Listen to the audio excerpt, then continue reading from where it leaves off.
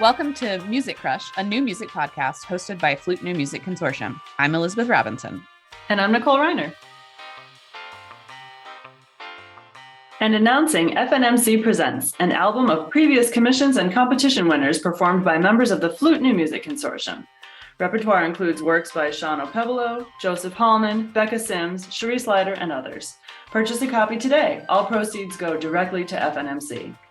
Flute New Music Consortium, Inc. is a 501c3 nonprofit organization. Your contributions are tax deductible to the extent allowed by the law. Visit www.flutenewmusicconsortium.com for details. Today, we're sharing an interview that we had with Lisa Neher, composer, singer, and career coach.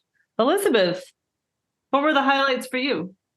Well, I thought it was really interesting to listen to Lisa talk about juggling being both a performer and a composer. I think as a commissioning performer, we've all had the experience where we get a score and we're like, dang, this is hard.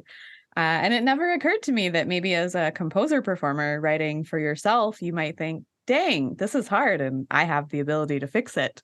So it was interesting to hear her take on juggling those two roles. Yeah, she talked about a lot of, I feel like we threw a lot of very career-oriented and practically minded questions her way. And I loved her answers. I think there's so much great advice in here for performers and particularly for composers. She often didn't go in the direction that I assumed she might go when I was asking the question. And that was really cool too. So she had really, really practical, really experience-based answers to a lot of things, but also a perspective that I hadn't even imagined. And that was definitely one of the questions when she was talking about that conflict between what she'd written and what now that she has to sing it, how it feels to her. That's a great perspective for a composer to have. New perspectives are why we do this. Let's do it. Let's do it.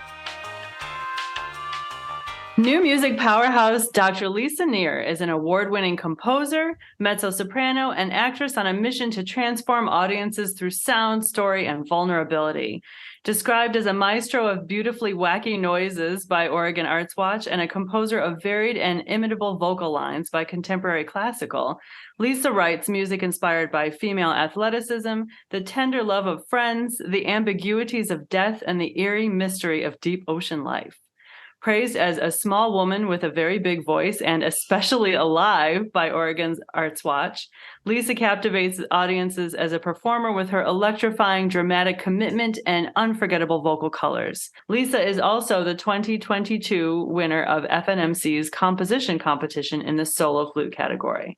Her winning piece, Reach Out, is also available on flutist Rose Bishop's newly released album, Diversions. Lisa, welcome to Music Crush. Are you feeling especially alive today? I love that quote. I am. Isn't it so? Wow, what a wonderful thing to have someone say about you. I mean, yeah, I'm very thrilled by anybody being touched by what we do. I think it's always such a thrill to hear as an artist, right? Yeah, absolutely. Well, tell us about Reach Out. So Reach Out was written for a very special project. The Gabriella Lena Frank Creative Academy of Music, run by fabulous composer Gabriella Lena Frank, created a Gig Through COVID initiative right when the pandemic began. Gabriella noticed, as we all did, that so many gigging musicians, and particularly performers was the focus of this, were struggling to make ends meet because all of these gigs had been canceled. And so with the help of a grant, she was able to hire some of those performers to premiere short solo pieces online. And she recruited some of her alumni of her program for composers, and I am one of those alumni, to volunteer our time and donate a solo piece. So we were matched up with a performer. We got to speak with that performer about what made them excited to play. I was matched with a fabulous California flutist, Rayo Ferruta, and wrote Reach Out for him. And he gave it a world premiere that first, summer of the pandemic, recorded it. And then it was released as part of a sort of YouTube web released series through the Gabriella Lena Frank Creative Academy of Music. So, that piece is all about longing for connection. And I poured that into these rising, reaching motives that to me express that need to connect and that sort of yearning, whether it's yearning that's met or maybe yearning that in that case was not always met because we were really separated from each other physically in ways that were pretty new to most of us. And then there are these flurries of up and down kind of arpeggiated, pretty wide leaping arpeggios in some cases that could express whatever you want. I thought of them as emotional outbursts, maybe happiness, maybe sadness, maybe something else. It's sort of up to the performer to pour in whatever color they're feeling there. Cool. That's a great background for those of us who are getting ready to learn the piece too. Thank you for that. Oh, you're so welcome. Can we back up, actually? I had never heard of the Gabriella Lena Frank Creative Academy of Music, although I'm certainly familiar with her work. I think she's fantastic. Can you tell us more about that program? Absolutely. And I was involved in the very first inaugural year, so it's possible that the way the program is formatted may have changed. I do believe probably during the height of the pandemic, it modified. But when I did it, it was the first year of the program, and Gabriella had recruited some composers she knew. She called us lovingly her guinea pigs. We were very honored to be invited. And the idea of the program is really a mentorship opportunity for emerging professional composers to work with Gabriella over the course of many months, and also to work with some really high-level chamber musicians, and to be able to workshop pieces in progress, have time to make changes, and then to get a performance. And I think that's really important because as a composer, a lot of time, the opportunities we get might have very little, limited, and very close to the performance rehearsal time. Mm-hmm. So that means that if you're an emerging composer, and maybe this is the first time you're writing for a set of instruments, the first time you realize something's not quite working might be too late to fix it, right? Right. And it may be that it's playable, but just not the color you thought it would create. But it also could be that there's like a playability or an ensemble challenge. And unless you've got a printer next to you, you really can't change things as much as you sometimes want. So we were matched. We knew we were writing for marimba duo for Chris Fro and Mayumi Hama, who are just fantastic percussionists. We had a chance to work with Gabriella via Zoom on sketches for a piece, make some changes. A group of us, I think it was 6 or 7 of us, I'm trying to remember. It was a pretty small group. We spent like 4 days in Boonville with Gabriella and with Chris and Mayumi, workshopping the pieces. And some people had a full draft. Some people had like various ideas, very preliminary stages of just things they wanted to explore. And we could go up and say, well, what would it sound like if you did that? Or the percussionist would say, let me show you, what we would do if we played with a different mallet. Or you seem to be wanting this, but would you really prefer this? This says a different way to get that sound. And we'd all like kind of gather around, just like we were in a lab, right? A science lab or a music lab. And then after that time of experimenting, we had some more time to finish up our pieces, make final edits, send them in. The performers had time to rehearse. And then we got to have those pieces premiered with the Sacramento, Sacramento State Festival of New American Music. I should look at my notes. So we got to have a final rehearsal and a world premiere as a part of that festival, and a sort of a reunion. So it was really very hands-on, very intensive, and very practical opportunity to create music, to meet some new colleagues, and to get mentorship from fantastic performers, and of course from Gabriella, who's amazing. That sounds incredible. Yeah, and finding performers and as you say, having the time to really work with them is so difficult when you're not in school anymore. Yeah, absolutely. And you really get to hear the instruments in real time and experiment. And I think you learn so much in that short amount of time, and from hearing your peers' ideas too, of what are they doing with this combination. It was really fantastic. Brilliant. I love that. We see that you've been involved in some consortium. Words are good. Okay. We see that you've been involved in some consortium commissions, including your current bassoon sonata commission. In your experience, what are the pros and cons of consortiums? Yeah, I'm so excited to be running the Bassoon Sonata Consortium for Sunflower Sea Star.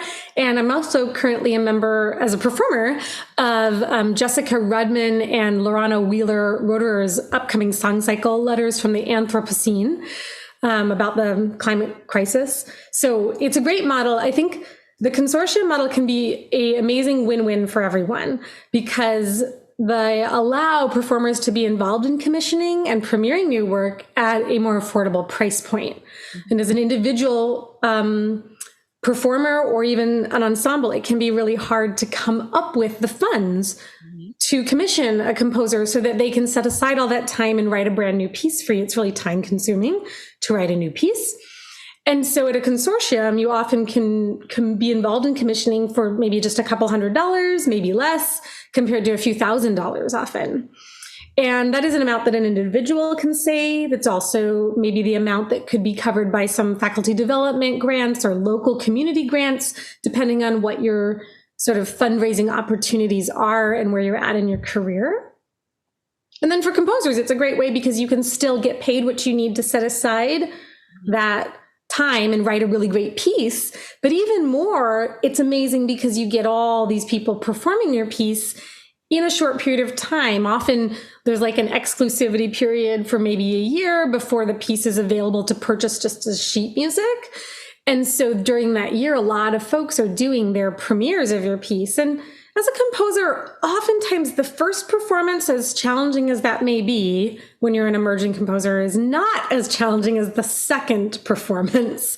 That is often a bigger challenge because maybe the person who you wrote the piece for has performed it and it was really excited, but how to get somebody else on board can be a challenge at first. So a consortium has a lot of folks involved who are excited and want to get those performances in. And that leads to more exposure to music, more networking as those performers play it for their groups and maybe take it to their festivals, and more like-minded performers hear it and go, oh, I might want to do that, or I might want to work with that composer.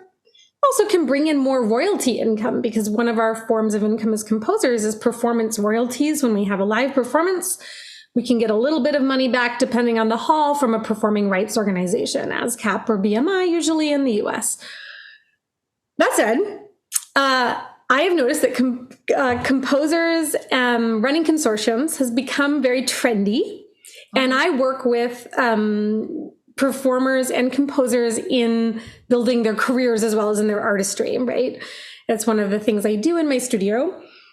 And sometimes I think that a consortium can seem like a quick money making opportunity to a young or emerging composer. Unless you're a very big name composer with a big reputation that's going to bring a ton of folks in just by the power of your name, you're going to need to spend a lot of time recruiting folks to join, right? And let's say you have a goal of like, I want to make $5,000 and each person who joined is paying $100. Well, that's a lot of people that you have to find. Do you know 50 bassoonists? Well, you're going to need to know way more than 50 because they're not all going to be in a position to join, right? Somebody's joining someone else's consortium. Somebody's already got their stuff programmed. Someone doesn't have the money. Someone's not interested in this piece. So I encourage people to think about their depth of their network when they're thinking about running a consortium, and also on bringing on a few folks within that network who are going to be partners. So for Sunflower Sea Star, the lead consortium member, the lead commissioner, Martin Van Klompenberg, one of the things he's doing is also he's involved in recruiting. And so in addition to my network in the double reed community, Martin's network in the double reed community is being put to work for this consortium. And we have a student coordinator, Cassandra Ormsby, who is reaching out and doing a lot of work to get the word out to students and to, emerging professionals. And so those are some things that I think folks should think about. I sometimes see people running many consortiums at a time when they're right out of the gate or launching because they get really excited. And I wonder if they're going to be pretty stressed out in a few months. That said, you never know with business. You put out an idea, you try it, and there's nothing wrong with that. But I certainly think that in the buzz, sometimes people get a little bit starry-eyed for that model without thinking all the way through. Yeah, you've mentioned a couple things that I'd like to delve into a little bit. The first one is the high level of activity that you maintain as a performer as well. This is really interesting to me. Some composers do, some composers don't, but you are not only very active singing new music, your own and other people's, but you just got out of opera performances for Carmen in Portland, so you're doing traditional things still as well. As only a performer, as someone who's never composed and only performs other people's music, I always imagine that there are these two worlds that you inhabit, both in terms of how you listen when you're listening in a certain way on stage while you're in the process of being part of that performance, versus how you might listen to music when you're sitting in the audience as either the composer of that work or of just a composer who was listening to someone else's music. Those seem like two potentially very different parts of your brain you might be using. And then also just the lifestyle, socially speaking, I can't think of anything more social than being part of an opera cast, for instance. But then I always imagine, and maybe this is inaccurate, but I always imagine you sort of like locked away in a little windowless room, for hours and hours at a time composing. I'm sure it's not that extreme, but the isolation that seems to follow composers when they're in that period of their lives. How do you juggle those two, or am I making too much of that dichotomy? Do you find any kind of conflict between the two ever? Yeah, I don't know. I think the times that I feel conflict between the two there's two places I find conflict between. One is, you're right, as a composer, there are these hard deadlines where the piece has to be in, and sometimes you get up against that deadline and you just have to stay up all night and finish it because it's just got to get in, right? And we've all been there. There's no shame in it. It just is a thing. That doesn't work so well if you have to sing in the morning, because, this instrument in my voice, in my throat, it really wants 8 hours of sleep to be at optimum. It just does. And it's what keeps me healthy overall, because otherwise I could totally burn the midnight oil. But just, that phonation doesn't happen with the little bit of swelling that comes from fatigue. The other time I find I can run into maybe a little bit of conflict is if I'm writing for myself. And sometimes I might be getting into something and performer Lisa starts to worry about, like, is this idea that composer Lisa is excited about, am I going to be able to achieve it? Am I, whatever, those ideas of imposter syndrome. Am I good enough? Can I do that line? That seems kind of, unidiomatic, or that seems so hard. What if I splat and look bad performing my own piece?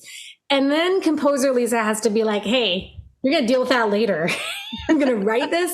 I'm going to trust the ideas. I'm going to trust that you're a good enough musician to hash that out. And likewise, on the flip side, I need to, in the performance room, as I'm practicing in the practice room, trust and not go in and immediately change and act something that I can't quite achieve to the high level yet. I mean, Mozart takes a lot of practice too.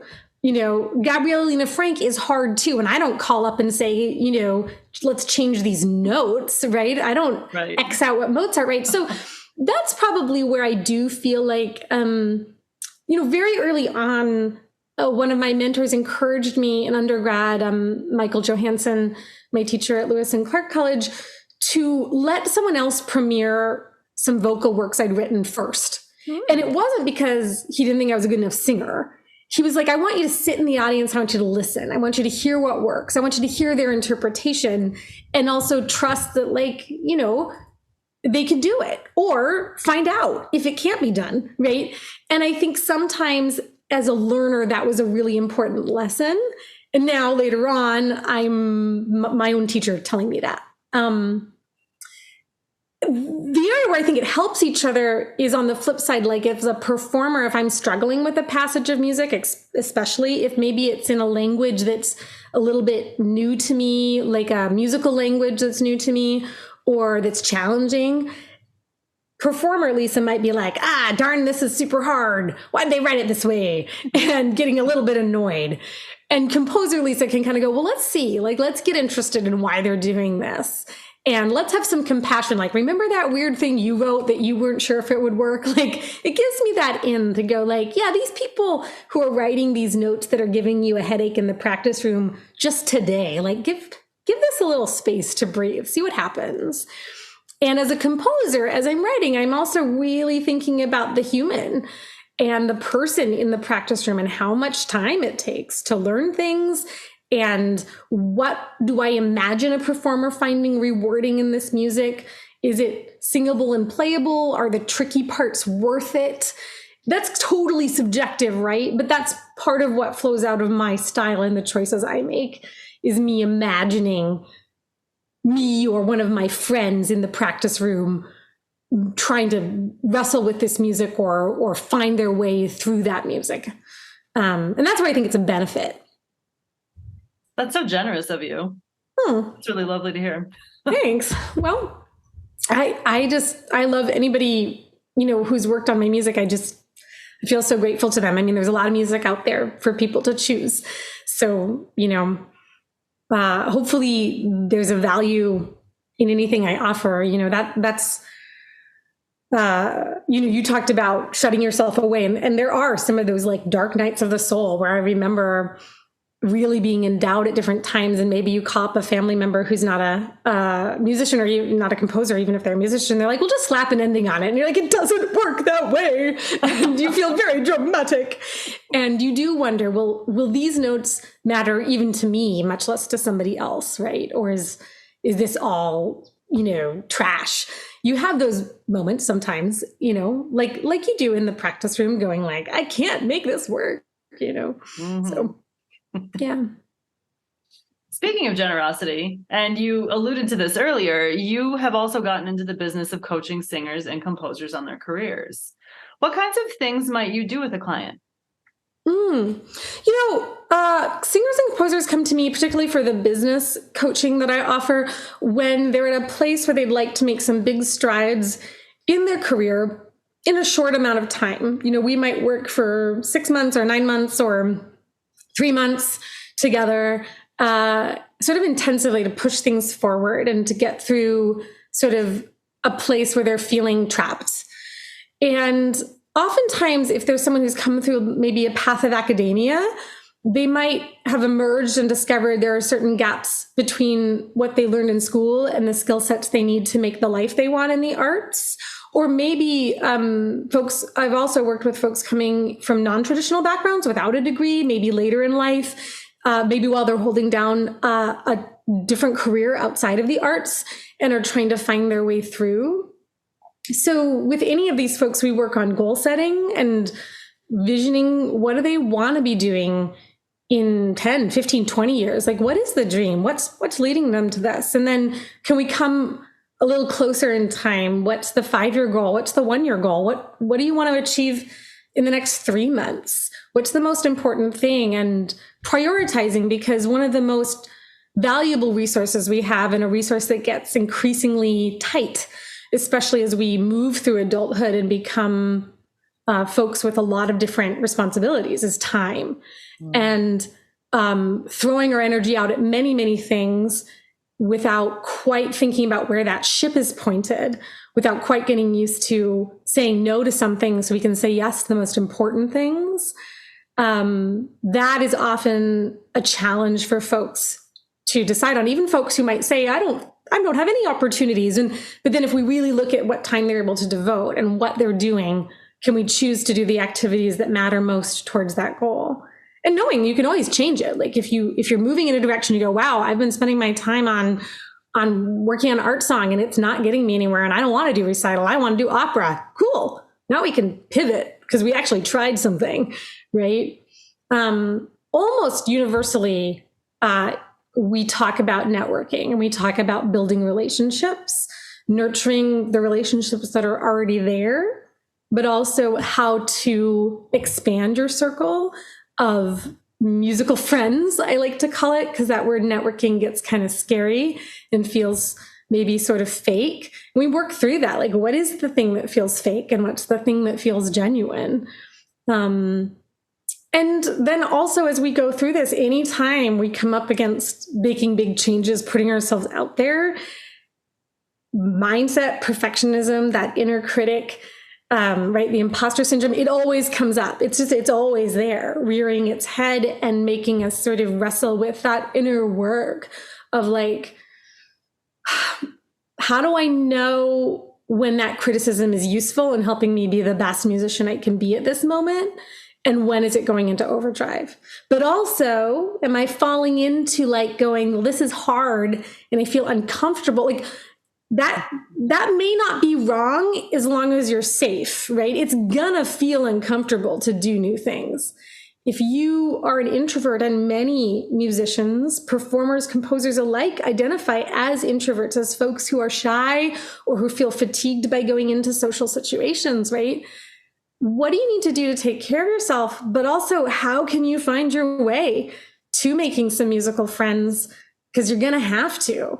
You know, I won't lie to anyone. You have to make musical friends if you're going to have a career. You cannot sit in your house alone and be wondering why people aren't picking up the phone and calling you for gigs. I mean, it's not that they dislike you. They just don't know you exist and they don't know what you do.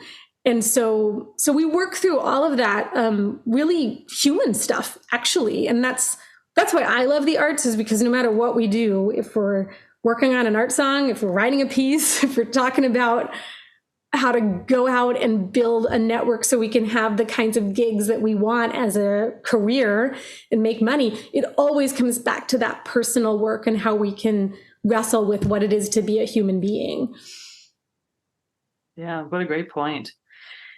You've hit upon a couple things: time, imposter syndrome, social skills. Are there any other predictable patterns that have come up over the number of clients that you've worked with? Any issues or maybe sticking points from, kind of transitioning from what they learned in school to the real world, that themes that you find yourself discussing again and again with people?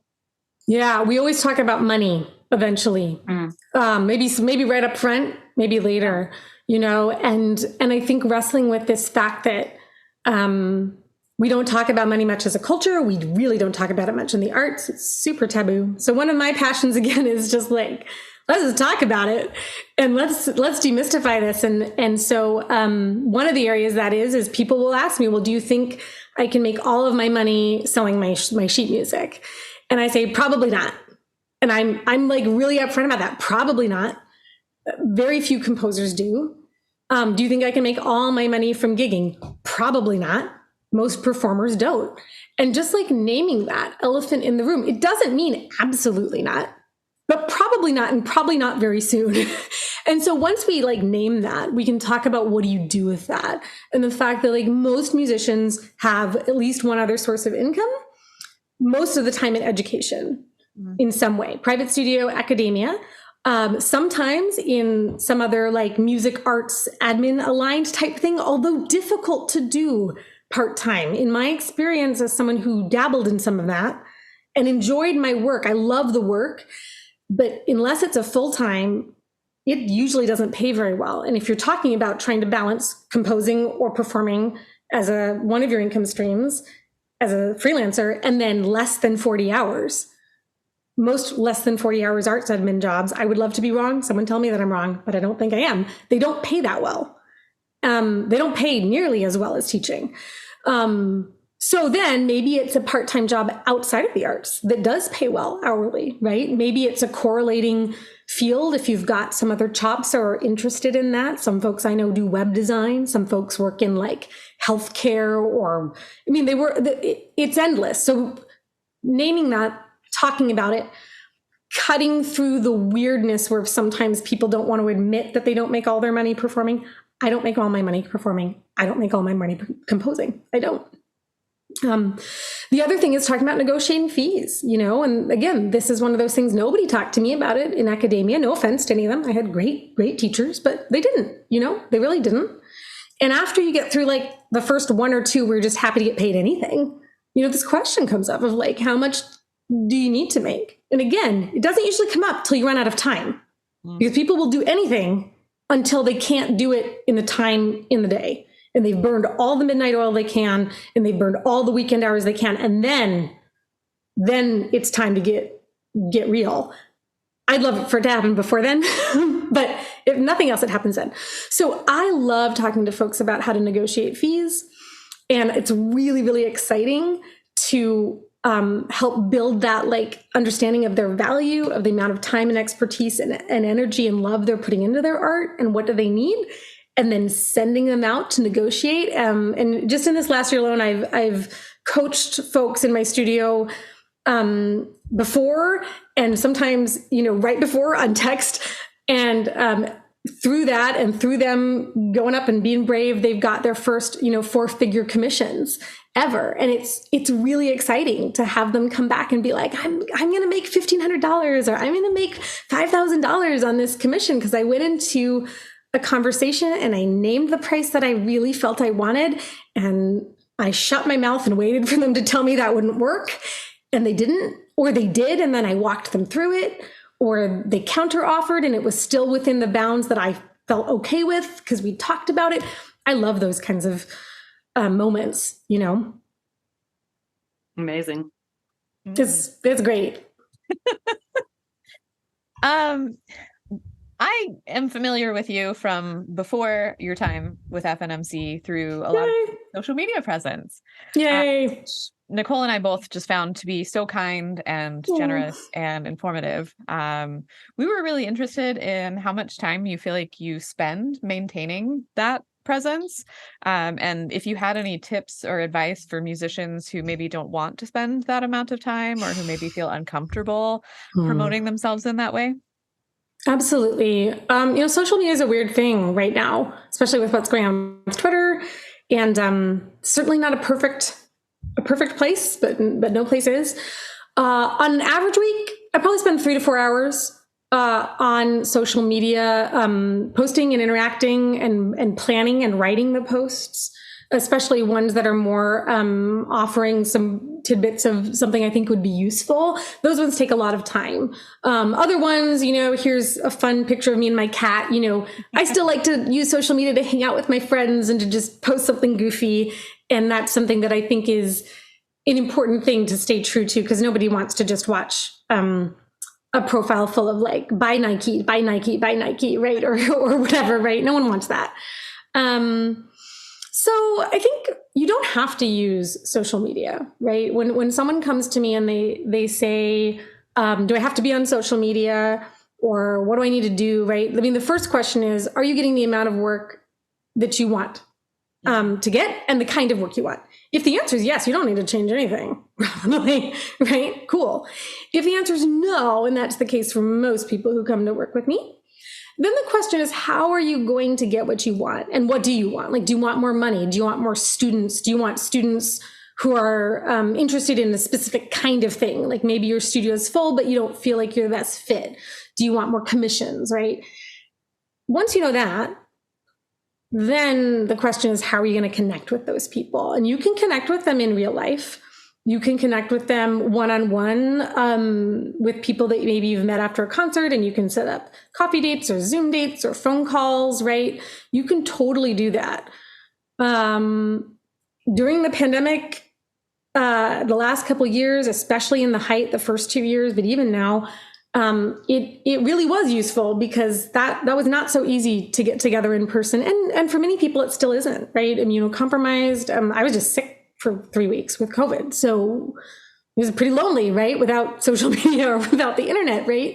So you can figure out whether or not you want to be online and in what capacity. I think you do need a website, and you do need a contact form, and you do need to be findable online so that people can find you and stay in touch with you. Like, that's pretty difficult to not have right now. if you're feeling shy about self-promotion, if you're feeling shy about being on social media, I would say try one where some of your friends are. Oh, sure. And hang out and lurk. I lurked a long time on Twitter, and Twitter, again, is kind of imploding, but new music Twitter has been and still is, for the most part, a really nice place. And I love all the people there. So until we find a place to migrate, some of us are still hanging on. And really, social media is just an extension of whatever you do in person, meeting people. So use social media to talk about the things you would talk about with folks you meet after a concert at the reception or in the lobby at a conference. So you might talk about your dog, and you might talk about the piece you're working on. You might talk about an upcoming gig and invite people to come, right? That's more of a marketing post, right? Please come to my concert. If you only talked about with somebody in person, come to this and come to that and come to that, people would get kind of annoyed. So don't do that on social media. Okay? If you only said, buy my music, buy my music, buy my music, buy my music, people will probably not want to talk to you too much at lunch. So don't do that. Right? It's really the same. And so that's where, networking, how do I use social media? How do I network with people in person? These conversations in my studio are all kind of the same thing. And we can get into whatever, should I use hashtags or whatever later, but really that's the thing. And then of course, interactivity to support and uplift more than you talk about yourself. Sure. Get excited about what people are doing. If you're getting jealous and spiraling and annoyed at people, get off social media and don't go to the concert, because you will not be a good networker if you're feeling jealous and mad. That doesn't mean you're always 100% having fun every minute that you're networking. You know the difference. I think people know the difference. People know the difference. You know what I mean? But yeah, you can't go into it just self-serving. You've got to go into it with this idea that you could be making them your new best friend. And I'm joking about that, but not actually. It sounds like a joke, but it's not. I have connected with people on Twitter and later on met them in person, and it's been great. I've made real friends, and I've then gone on and collaborated with them and made cool music. I have never met Martin van Klompenberg in person yet. He is the lead commissioner for the Sunflower Sea Star Consortium, right? And I can't wait till that happens. But in the meantime, Zoom's pretty good. And we keep in touch on Facebook Messenger, about whatever we're doing, but also about the consortium, but also just about hey, how's it going? So yeah, that's what I'd say about getting started in social media and just in networking in general. Awesome. What do you think are the biggest challenges in the profession right now? Oh my gosh. Money, equity, privilege. Yeah, I think those are the ones that come to mind. There's probably more. I am so lucky. I come from a middle-class family. Both of my parents had the benefit of a college education. I'm a white, cis woman. I have so much privilege. And still, there are so many costs in this industry that just were no for me. The cost of doing an audition circuit for the opera yaps, thousands of dollars. We're talking about thousands of dollars every year, Mm-hmm. No way, right? Not to mention, oh my gosh, all the planes and the travel and things like that's bad for our planet. And we got to figure that out, right? Application fees and audition fees, and again, as a singer, but I think it's the same for many instrumental opportunities, right? You're paying pianists constantly, and they should be paid, but you're paying them just to show up and try to get a job, and then you get the job, and they don't pay that well. Most of the more prestigious things may or may not actually pay as well as singing a funeral gig, and that's really tricky. And I'm not throwing any individual organization under the bus here. I'm just saying we have a really challenging time right now in the arts, because at a certain point, when you have to make your income working 40 hours something else because the gig doesn't pay enough to put food on the table, you are excluding a lot of people who just don't have those volunteer hours in the day anymore. And that's a problem, because guess who's getting shut out, right?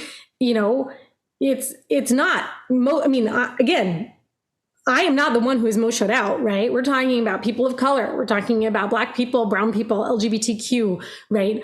Lower income folks from less privileged backgrounds than mine, right? So those people that aren't getting in the door, and they're, even if they get in the door, they can't stay. And then we all suffer because we're not benefiting from everybody's brilliance and everyone's perspectives as much. So, you know, I really think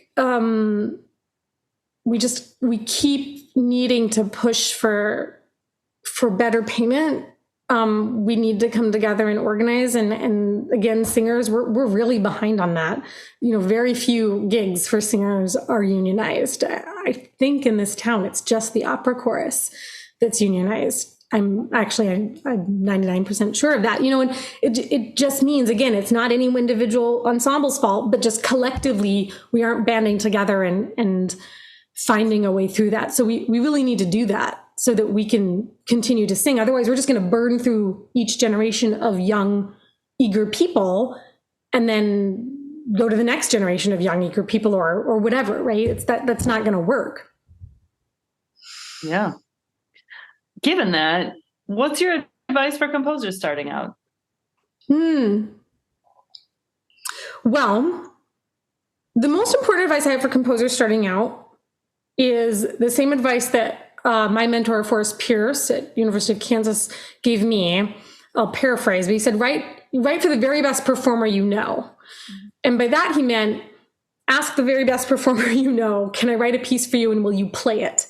And if they say yes, you write the best darn piece you possibly can for them, no matter what it is they play. And if that means you're writing a tuba and accordion duo, you're writing a tuba and accordion duo, and you're writing the very best one. And a lot of few extra things that you should do should you write that tuba and accordion duo. You definitely need to know it's going to be premiered and have a clear idea of when, and get that, make a little agreement, get it in writing. And you also need a recording of it. It's okay if it's just on your smartphone, that you can post on your website and on your socials and use to promote your portfolio. And you also need to build in a feedback loop where you're going to send them some drafts and they're going to tell you what works and what doesn't. And then you're going to change it and make it better. And then they're going to tell you what still doesn't work. So it's a really good piece, which is all implied in what Forrest told me. But I'll spell that out for anyone listening. Because the biggest problem that I see for emerging composers is that they have all this music written in isolation on their computers. Mm-hmm. And I'm talking about composers who aspire to have living human beings perform their music. If you're writing electronic music, great. If you're writing for the joy of hearing the MIDI playback, great. That can be super fun. But the problem is they write these pieces, right, because they want to write music. They write them in isolation, so they're not writing for specific performers. So how difficult can the piece be? How long can it be? Right? Am I writing for a professional or for a high schooler? They're also not getting any feedback from anybody. So there might be some pitfalls that they're falling into, because no orchestration class is complete the first time you take it. It's an ongoing process. It takes a lot of time to learn these nuances. And you don't have to learn all the nuances up front if you get feedback. And they're like, no, remember, that's my break note. Please don't sit there, right? No, that's not a fingerable trill, remember? And people really aren't mad to remind you of that if you ask, right? So then if you try to workshop this piece that was written in a vacuum that has some errors, people look at it and go, well, that's not really that well written. It's too long for my group. It's too difficult in this spot, but too boring in that spot, right? And so it doesn't fit anybody. And then you don't have any work samples, right? You don't have recordings by real people. You don't have a history of performances by real people. And most importantly, you haven't met the people, right? That goes back to that network. You haven't worked with the people. You're, you making up cool ideas on your computer. And that is fine if you're happy with that. But if you're not, it's not going to get you there. So this does not immediately lead to money, which is why I said earlier, do you think I can make all my money playing, selling sheet music? No, I don't think you can make all your money selling sheet music.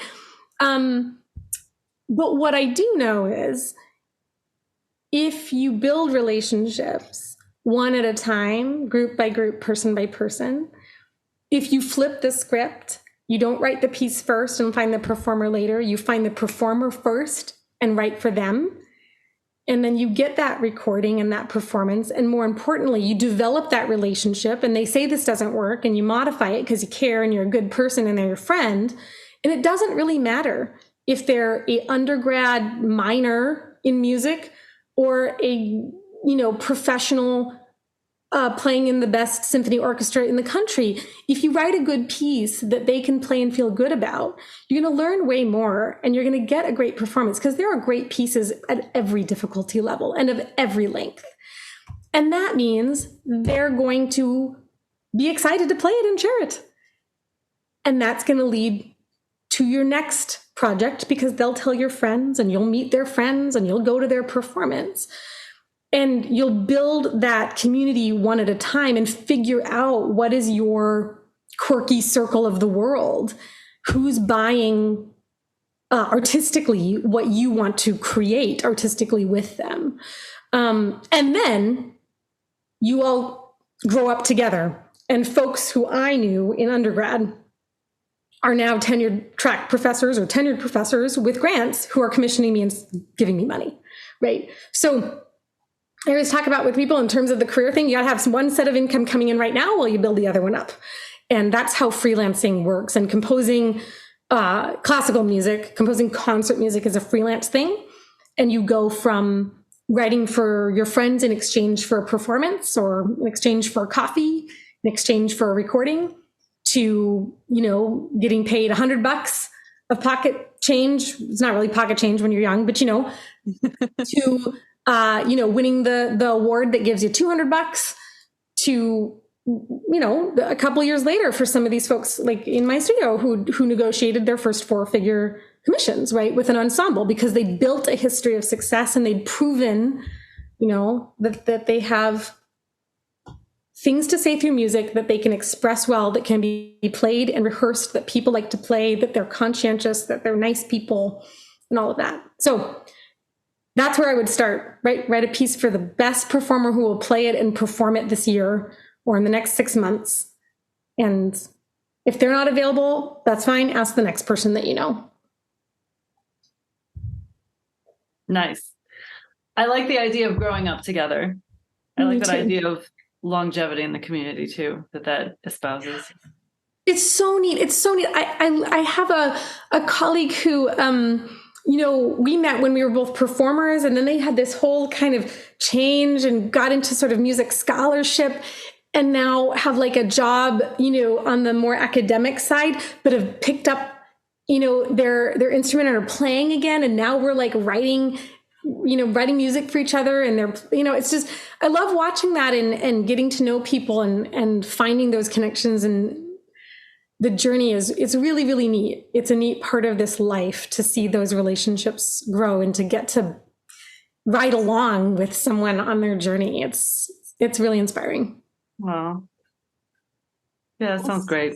That's a really wonderful way to look at it. Oh, thanks. Speaking of inspiration, we like to end all of our conversations by asking about 3 pieces you're listening to right now. Ooh, okay. So Gabriella Lena Frank, I've already talked about her new Andean songs. These are a set of fantastic songs for mezzo, soprano, 2 percussionists and 2 piano players, 2 pianos.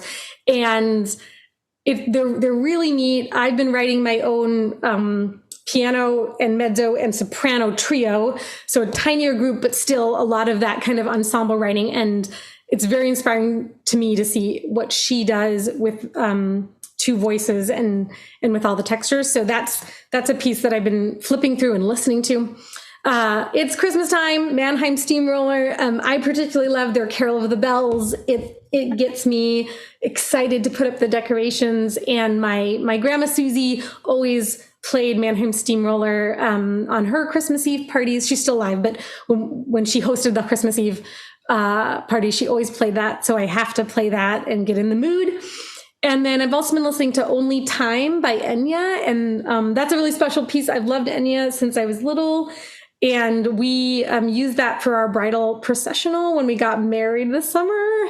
And it was a marriage that had been postponed for 2 years because of the pandemic. So we just love that song. And we have our Spotify playlist from the wedding that we sort of play on repeat. And yeah, I'm going to always love that song even more now. Well, Lisa, thank you so much for spending this time with us this evening. It was really great to talk to you. Oh, thank you so much. I'm so thrilled to get to talk to you and so honored with this award. Well, and we can't wait to have a chance to dig into Reach Out. Yay!